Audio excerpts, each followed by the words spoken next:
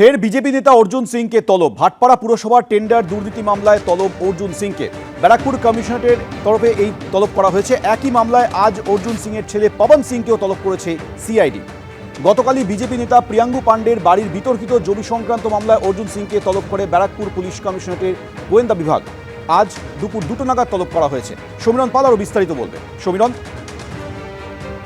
দেখো, যেটা জানা যাচ্ছে যে গতকালকেই এই নোটিশ পাঠানো হয়েছিল ব্যারাকপুরের প্রাক্তন সংসদ তথা বিজেপি নেতা অর্জুন সিংকে, যেখানে ব্যারাকপুর কমিশনারেটের গোয়েন্দা বিভাগ ভাটপাড়া পুরসভার করা একটি মামলা, যেখানে 2018 সালে একটি বেআইনি নির্মাণ করা হয়েছিল এবং তাতে প্রিয়াঙ্কু পাণ্ডে বিজেপি নেতার বিরুদ্ধে অভিযোগ উঠেছিল। সেই মতো ব্যারাকপুর কমিশনারের গোয়েন্দা আধিকারিকরা তারা তদন্ত করতে যায় এবং সেখানে কি আক্রান্ত পর্যন্ত হয়েছে এবং সেই মামলায় অর্জুন সিংকে জিজ্ঞাসাবাদের জন্য ব্যারাকপুর কমিশনারের গোয়েন্দা বিভাগ আজকে ডেকেছিল। আজকে তিনি যাচ্ছেন না বলে তিনি জানিয়ে দিতে চলেছেন, কেননা সেই সময় 2018 সালে তিনি তৎকালীন ভাটপাড়া পুরসভা তৃণমূলের পুরপ্রধান ছিলেন।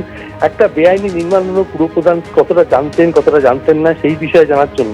সে প্রসঙ্গে অর্জুন সিং বারবার সেটা বলছেন যে নির্মাণটি হয়েছিল সেখানে প্রিয়াঙ্কু পাণ্ডের সঙ্গে একটি বেসরকারি সংস্থার জমি ছিল, সেখানে পুরসভার কোনো জমি ছিল না।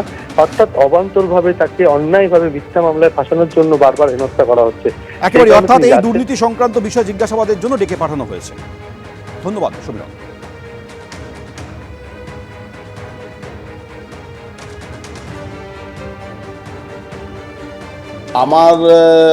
আমি তো আজকে যেতে পারছি না, আমার শরীর খারাপও আছে। টাইম টাইম চেয়ে একটা নোটিশ জবাব দিয়ে দিচ্ছে আমরা। হাইকোর্টে একটা মামলা, ওই মামলা পেন্ডিংও আছে, তো এই জন্যে আমরা একটা চিঠি দিয়ে দিচ্ছি। আমার ছেলেও মনে হচ্ছে আজকে যাচ্ছে না, ওর একটা কোর্টে সাক্ষী আছে, এনআইএ কোর্টে। তো এই ধরনের একটা প্রতিহিংসামূলক কাজ সবসময় করে যাচ্ছে। সিআইডি থেকে তলব হয়েছে আমাকে আজকে 8 তারিখে 12:30 AM ডেকেছে। AM মিন্স রাত্রেবেলা। হতে পারে ভুল আছে কি ইন্টেনশন আছে আমি জানি না, লেকিন রাত্রেবেলা আমাকে ডাকা কেন হয়েছে ও ব্যাপার আছে। একটা কোম্পানি ছিল 2015-14 আগে থেকে কোম্পানি ছিল। ওই কোম্পানি 2019-এ একটা মিউনিসিপ্যাল থেকে টেন্ডার করে একটা কাজ নিয়েছে। কাজ হতে পারে পুরো কমপ্লিট করে নেই, এই জন্যে কোম্পানি দুবার লেটারও করেছে মিউনিসিপ্যালকে কি আমাকে একটা টাইম এক্সটেন্ড করে দেন, কেন কি এই কাজ আমার কমপ্লিট হয়নি। তো মিউনিসিপ্যাল ওর লেটারের উপরে কিছু রিপ্লাই করেনি।